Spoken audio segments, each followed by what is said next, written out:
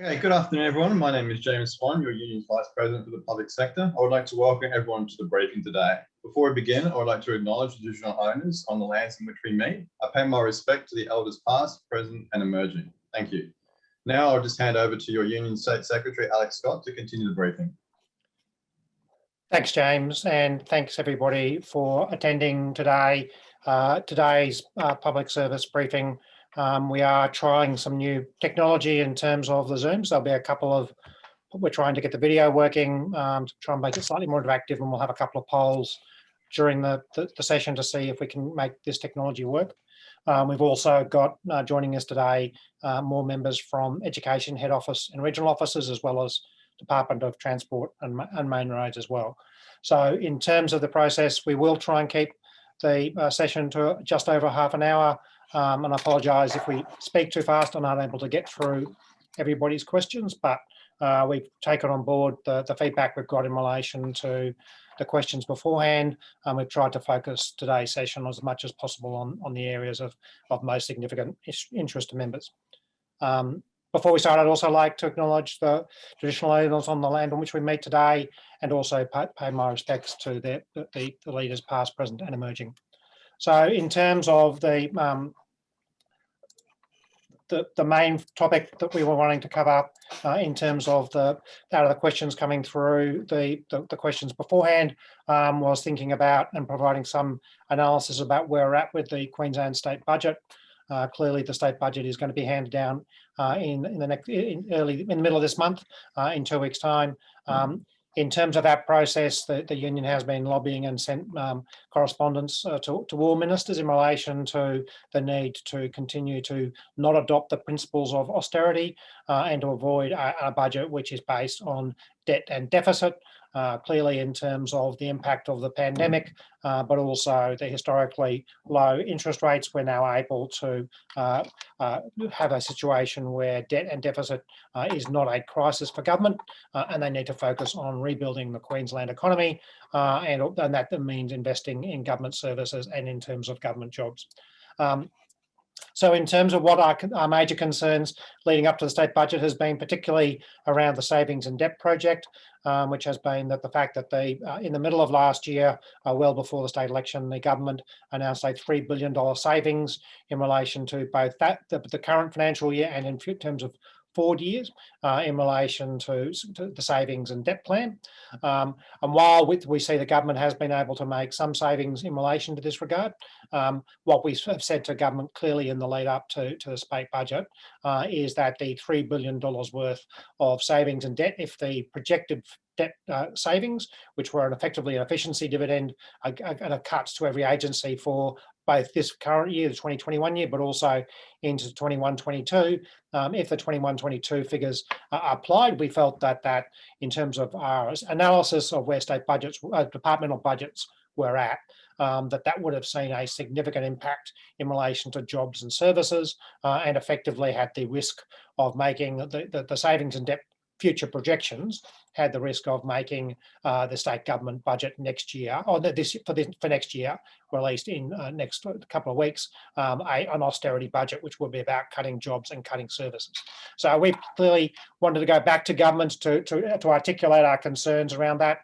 in relation to looking at what it means in terms of an austerity budget, and also to put in place their view that they went to the last state election saying they weren't going down the austerity process if they continued the budget kind of principles in relation to savings and debt year 2 and year 3, but that those cuts were unsustainable without cuts to jobs and without cuts to services. So we're continuing to lobby around that and try and make sure that as far as possible, the budget continues to prioritise jobs and services over debt and deficit, both for the good of the Queensland economy, the Queensland community, but also the Queensland public sector workforce. The other major issue that we've been focusing on in the lead up to the state budget has been Budget Principle 6, which has been the budget principle that has been in for 5 or 6 years now, which talks about limiting the growth of the size of the public service to population growth. And that's been a major issue in relation to the public sector over the last few years. It became more of a significant issue in the last 18 months as the kind of management of the FTE process became more extreme under the savings and debt during COVID in the middle of last year. So in terms of that, there are two significant components to that process. First of those is in relation to the budget principle, and the budget principle was suspended last year in the budget in December in relation to saying that the population growth had reduced so much that they were going to continue with their projected growth in the public sector, even if the population growth didn't continue at that level. So we're continuing to campaign around the issue in relation to the budget principle, but in practical impact, the other major component to that and what that actually means in terms of the impact in terms of members has been the translation of the budget principle into the staffing cap. So the budget principle has been released. It was subject to the review, both under the Bridgman review and also the Coldrake review. There has been discussion and announcements about extending it, not to be just in relation to our direct employees, but also to be in relation to contractors and consultants. So it didn't have the perverse impact of driving indirect employment through contractors, consultants and labour hire. So those things have been subject to campaigns over the last couple of years. But what we also saw in relation to when the budget got hit by COVID in the middle of last year, around the same time as the government announced their wages freeze, they took the process of recruitment and selection a step further in relation to the FTE cap. So historically, the last 4 or 5 years, we've had the problem of getting approvals in relation to the FTE cap and the impact that's had on workloads for members. But over the last 18 months, what we've seen, that's gone to another level, particularly for non-frontline positions, with the processes being required by the Public Service Board and the Public Service Commission and the leadership group, kind of a variety of forms of public service management outside of the political process, that has been reducing the ability of agencies to replace staff when they're going. So in terms of that, not only do we want to make sure that we try and put pressure on the government to address Budget Principle 6, Budget Principle 6 alone is not the problem. What we need to actually make sure is that the budget doesn't continue the Budget Principle 6, but we also want to be in a situation where we can then look at making sure that we can then start to address the practical issues that are facing public service departments across the board,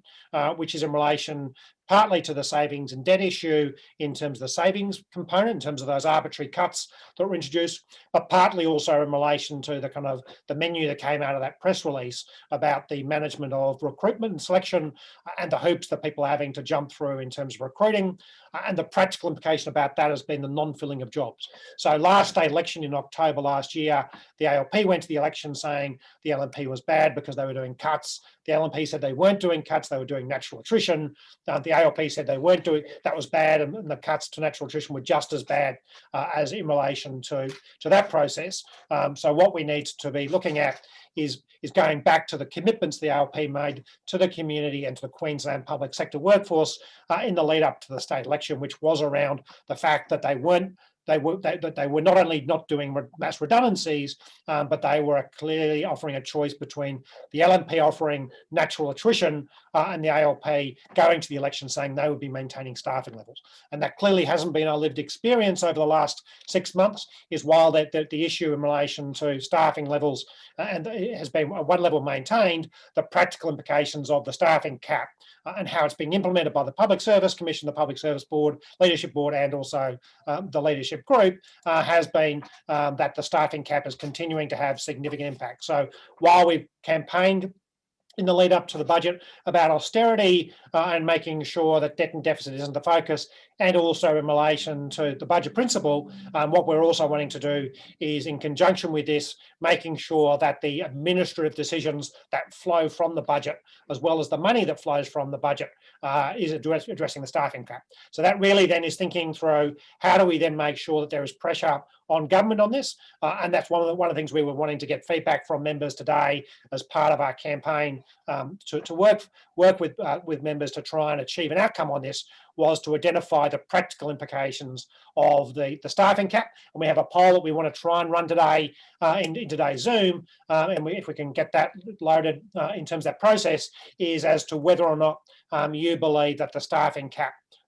has had an impact on jobs and services within your workplace. Because what we saw, particularly in the lead up to the state election, was a series of confusing decisions by the Cabinet Budget Review Committee, which dealt with kind of what exactly was happening in terms of frontline versus non-frontline in health, and what was then happening or not happening in relation to the recruitment selection decisions made by previous CBRC processes in the June-July period during the COVID lockdown.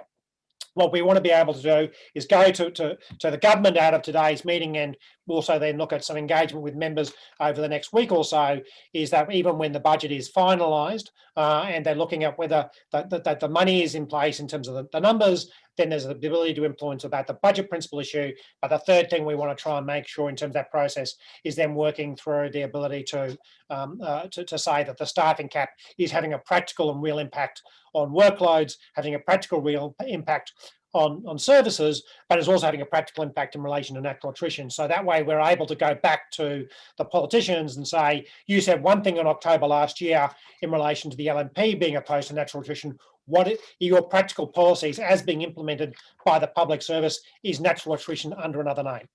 So I think in terms of that process, we really are keen to try and get feedback from members on that. We're hopeful that the poll today will be able to work for you in terms of providing that, and we'll do some follow-up in relation to that process. But the real implications really are thinking through the ability to say to government that the staffing cap is bad for workers, it's bad for services, and it's bad for the community. And that is an independent issue, independently of how they draft Budget Principle 6 or its replacement, or if they continue with it, and also about what they look like in terms of the departmental funding arrangements, and ensuring that there isn't an austerity budget, and that the savings that are imposed in 21-22 budget in terms of the $3 billion don't have the practical implication of cutting back on jobs and services across the community. So in terms of that process, that'll be the next two stages. With the principal issue, which we've been engaging with government on in relation to also around the size of savings in terms of year 2 of the savings and debt plan, and then in terms of the third component being a practical implications around what the staffing budget looks like. We're trying to build pressure around this in the budget. There's the ALP State Conference on the weekend, and we're working with other unions such as the ETU and other unions to try and maximise the pressure on government on this, because it not only affects public servants who are together members, but also affects a number of other unions, and particularly some of our the unions we've worked closely with to try and get that maximum pressure so politicians understand what is being done in their name by the public service. So in terms of that, I think that process, I think we've got strong support there in terms of that process. Hopefully, people have been able to participate in that poll. We'll be doing a feedback survey after the Zoom, asking people if the technology is working. But for those people who have been able to participate with that I think is a strong result, and hopefully we'll be able to also, from a union perspective, not only pick up that and use that for the campaign, but also be able to understand how we can better use this technology to give members a real say and an opportunity to engage in these monthly Zoom meetings. So the other major issue that is continuing in terms of the process is in relation to the return to office arrangements. That has been a subject to a briefing, I think it was last week for members. We're now at the stage in relation to the return to office program is that most agencies are now seeing the deadline for the return to work arrangement issues. People should be putting in those flexible work arrangements, but what we know there is there's going to be a disconnect in relation to reality between the return to office flexible individual decisions versus the departmental policies, where agencies are saying only 1 or 2 days a week as a maximum policy. In terms of that process, what we are then seeking to do is move the issues in relation to individual issues onto a collective negotiations. The department is trying to have this fallacy of saying they're giving individual flexibility, but they're actually making departmental-wide policies that are not subject to negotiation. And so the independent flexibility arrangements are actually a farce, but they're an opportunity to still get some people working from home rather than 100% working from the office. What that looks like in terms of that is then moving at the agency level, and we're negotiations with departments at the moment through the agency consultative committees to say, tell us what flexible work arrangements you've done, what was asked for, what was agreed to, and what was approved. But then looking at moving that in terms of a process whereby we're able to then connect that into the state election commitments around policies around quotas to try and make sure that there is guaranteed access to work from home, but putting that into an industrial format in terms of either an award or the EB to provide for longer term guarantees around it, because at the moment the flexible work arrangements are only 3 to 6 month rolling ones, and we're really nervous they'll get rolled backwards in October or later. So moving them to becoming more substantial, having them as an industrial right under the award, but also introducing an equitable decision matrix for that process, because clearly some members can never work from home given the nature of their work, such as residential care officers and disability services, or protective security officers as PSOs in the police force. But there are groups of people who have been successfully working from home during COVID. We need to make sure that the rebuilding of the public sector isn't a return to the 2018 public service, but is a public service for 2022 and beyond, which recognises those flexibilities, recognises the ability for workers to balance work and life balance, but also then to be in a situation where those decisions are made on an equitable basis. So that's really where we're at with the return to office. We're in halfway through the campaign on that. Where we'll be expecting a large number of people to get knocked back on their return to work arrangements, but we're now moving from the individual to the collective phase of that process, and we'll be providing updates on a department basis on where that goes, but we're probably 4 to 6 weeks away in terms of what that looks like in terms of the sector-wide processes and the agency processes in terms of what that, and then making sure that the status quo remains during the transitional period. In terms of the other major work being undertaken in relation to trying to improve members' lives in terms of their working lives, the Public Service Act review is continuing. We're likely to have a number of working parties created in the near future as we move from the initial engagement phase to the approval to draft phase in terms of the cabinet process. And that will be really focusing on the employment security, temporary employment, permanent employment, and the conversion rights, but trying to get people employed permanently to start with, looking at addressing the failures of the current directive in relation to higher duties. And there's been some strong work by the Joint Advisory Committee in this regard, and Kate Flanders, the Assistant Branch Secretary, has been working on that closely to try and work on that, and then also working through the fair treatment process. So you'll see some material coming out probably in a couple of weeks' time in relation to those working parties and how that's going. That work probably they won't see any fruition until the Act is finalised by the end of the year. One of the issues that was part of the Public Service Act and a particular focus in relation to has been for senior officers,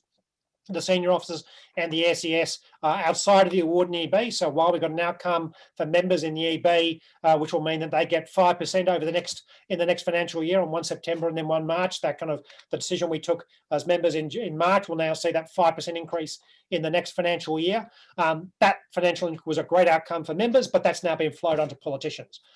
because of the tribunal this week. What we also know is that there's been a significant cohort of our members who are senior officers and SES who are above the award and above the EB. They've had their wages frozen for a number of years. We've been campaigning for a number of years, particularly for senior officers. The Premier made a commitment as part of the 2019 resolution for the core EB senior officers would get a pay rise. And now it's completely untenable that the government is now saying, up till now they've been saying, well, SES and SOs don't get pay rise because politicians aren't getting a pay rise. The tribunal has delivered a pay rise for the politicians. We've been able to win a pay rise through the Industrial Relations Commission for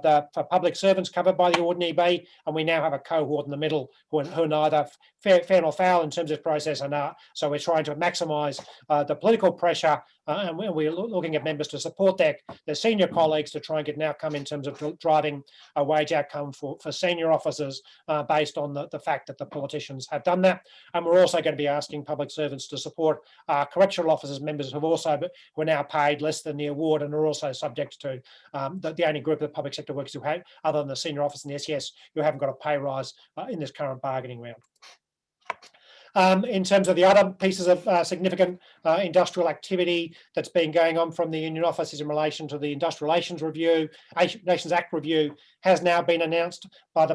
by the government. That review will commence and finalise in October, so there'll be some overlap in relation to the process being undertaken but in that process with the Public Service Act review. And that will be a very broad frame review. I think there are risks around what that might mean for the future enterprise bargaining in the award system, particularly for some of the challenges that our sister union, the Services Branch, is facing in local government. But in terms of that process,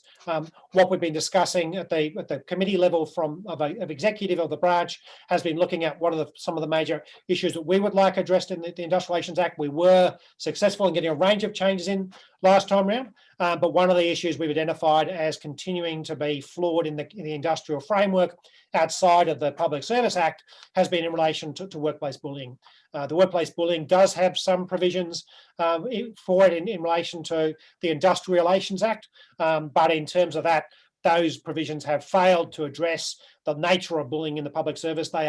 Bullying orders are impossible to achieve. There's been some cases that have been run and failed in relation to that by some other unions, particularly the Services Branch. But what we were wanting to get feedback from today from members is whether we should be then seeking, as part of the Industrial Relations Act review, whether there'd be support for us to take forward a proposal to bring back to members and then take back to government about whether we should be targeting workplace bullying, particularly in relation to bullying by employer supervisors to their subordinate, not bullying from worker to worker, but also seeing whether we should be trying to achieve a paradigm shift in that conversation. Apart from using the workplace health and safety provisions, we want to run a poll with members today about whether you would be supportive of running a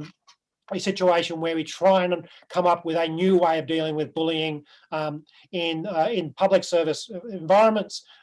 where it is where the line supervisor or manager is bullying multiple people. In terms of the ability to think through what is a way of having collective power expressed to try and address what is a substantial issue for a large number of workers. At the moment, it's still put in an individual framework, and it's very difficult to then. We have kind of long and detailed investigations that sometimes go nowhere, sometimes end in a black hole, but normally end up in a whitewash that the employer's hasn't done the wrong thing, unless people go down the work cover path, and that becomes hugely damaging for the workers involved. So what we want to think about, and we want to see whether there's support for, is would you be supportive in terms of with the concept of developing up somewhere that we could trigger that workers as a group could raise concerns about the nature of their employer's behaviour, not necessarily at director general level, but more at a supervisor level or a kind of director level or executive director level, to be able to find a framework where you could stand together as workers to take on the workplace bullies, where that pattern behaviour is often targeted one at a time, but picking off one person, then another person, then another. My view is I think that we need workplace bullying has been an issue for a long time. There hasn't been a solution put forward to it. The workplace health and safety legislation is an opportunity for it, but that still hasn't been proven. What if we can get support from people today, we would want to come back and say, is there a collective response? And then think through for our Industrial Relations Act submissions about that. So in terms of that process, I think we would be, I think there is strong support from that in terms of the results, and as I say, if people aren't able to access the polling today, we'll give opportunities to give definitions to move forward on that. So in terms of that process, that's I think a strong message in terms of that process. So then in terms of the, just trying to get the technology to work. In terms of some of the other major issues that are likely to be continuing in the next kind of 4 to 6 weeks has been the Respect at Work program. We've seen that kind of an appalling behaviour by the federal government in relation to sexual harassment and sexual assaults at work. We've been getting good engagement with the state government around this, and there's been some movement towards appointing the Equity Commissioner in relation to the Public Service Commission, which hopefully will drive some of this, and that's a win that's been campaigning for in the long term. But I think in terms of the issue, particularly outside of the workplace health and safety environment, that the unions are seeking as part of the Respect at Work response will be to bring back the sexual harassment referral officers that were in existence in a previous iteration of some of the public sector legislation, but in terms of a practical way of dealing with sexual harassment and sexual assault at work that doesn't re-traumatize the victims, trying to find another methodology for that, which is going above and beyond the kind of the material you may have seen in relation to the workplace health and safety aspects of it, but to a more specific positions in relation to the public sector and making sure that is achieved. We've also had some engagement in the last couple of weeks by QSuper in relation to their insurance product. In terms of that insurance product, what we've seen because of the movement federally in relation to how insurance has been a problem for a lot of low-paid workers in terms of the fact that their insurance was beating with people with low balances were having significant components of their insurance, their superannuation benefits being eaten away by excessive insurance claims, particularly where they have multiple accounts. There has been a significant change federally in relation to insurance. That's affected QSuper also as it went away from being just the public sector to being a public offering insurance product. That has meant then that it's caught by some of that federal legislation. But the way that QSuper has done some of the insurance process has been very badly handled from our view in relation to the engagement with workers and giving workers a real say about what that insurance looks like. So we are going to be doing some engagement process in terms of education and trying to get QSuper to directly talk to workers through their union as well as directly about what is happening in the change process. But we are going to be looking for members who have interest in this regard to be engaged with the union so we can try and work out what our position should be as a union in relation to if the changes are going to be happening, what are the sort of changes within what's allowable within the federal framework, what that looks like in terms of meaningful change, particularly in relation to that process, but also in relation to how do we make sure that people are having educated choices about the nature of the income protection, particularly in terms of income protection and the fact that people can still access parts of income protection even when they've got, while they have a sick leave balance and use sick leave instead of that. But I think there has been some misunderstandings about some of that. So we're doing some education work you'll see in the next month or so, but particularly for people who want to be more active in this debate, there'll be an opportunity for you to be part of a process to think through what are the claims that the union should have in relation to the changes to QSuper. And the last piece that we wanted to cover today in terms of the is in relation to COVID-19. Clearly there has been some issues in relation to vaccinations and also access to it in relation to work time. Queensland Health has been quite a good employer, not surprisingly about it. We are continuing to have a dispute with the state government in relation to disabilities. That has been very badly handled nationally, and there will have been a lot of media about that nationally in the last couple of days, given the tragic circumstances with a further breakout in Victoria. But what that looks like in Queensland is we still haven't been able to get the state government to agree for the disability workers who they employ in disability services to be given time off or have paid time to have those vaccinations. So in terms of that, but also in terms of your broad rights about that, we're going to be organising given a number of questions we coming in today, we're organising another seminar, webinar next week with Maurice Blackburn to also participate in that process to give you direct legal advice about your rights and entitlements in that, because as union officials, we can give you industrial advice, but we aren't able to give you strict legal advice. So we're going to get Maurice Blackburn to get one of their senior people to come along and do that presentation. And also we'll then do that a co-presentation in relation to your rights in terms of the industrial rights in terms of the public sector. So in terms of that, they were the major issues we wanted to cover today. I'm sorry if I've spoken fast again, hopefully not too fast. We've covered most of the issues people had. In terms of this process, we will try and get to the questions people had in beforehand, but we are also trying this technology as we move forward. So we're this afternoon we'll try and get out a survey to ask people how today went. We really encourage you to try and fill that in to give us feedback about how the presentation went, how you think we could do it differently in the future, or suggestions about if the technology didn't work for you. The only way we can make these things better is if you participate and tell us how we've gone. So we have had a very strong response today to this. We will continue, if we continue to have the numbers attending and get positive feedback about it, looking at doing this on the first Wednesday of every month and make it available. I understand that we sometimes stretch the information in, but at this point in time, the feedback we generally get is half an hour is better than an hour, and that does sometimes mean that I speak faster than is preferable, but we're also very keen to get more advice. So please get involved. Please have a say on it. And if you have suggestions about how you'd like it done differently, we'll do that. And we're also recording today's session, and that'll be available on the web in the next couple of days. We're just trying to work out the best way of hosting it to try and make sure that most people can get advantage of it. And we'll be also doing some emails broadly on the topics covered today. But the key things we'd really want you to be involved in is, if we're going to win on the staffing cap, if we're going to win in relation to wages for some of the cohorts who haven't got wages, we really need you involved. So please, when we send out the emails, when we send out the SMSs about asking about the staffing cap in the next day or so, please participate. Please ask your colleagues to participate, because we need to make it clear to the government the staffing cap is real. The staffing cap is having significant impact on workloads, on services. And if we move into an austerity frame, which talks about natural attrition by stealth, that is clearly a betrayal of what the ALP said when they went and asked for our support in the last state election. And we need to hold them accountable for that in the lead up to the budget. So thanks everybody for your time. Thanks for those who are able to participate in the poll. Please provide the feedback through the email you'll get hopefully this afternoon about how you think this went and how we could do it better in the future. And hopefully we'll talk to you again in a month's time, if not sooner. Thank you, everybody.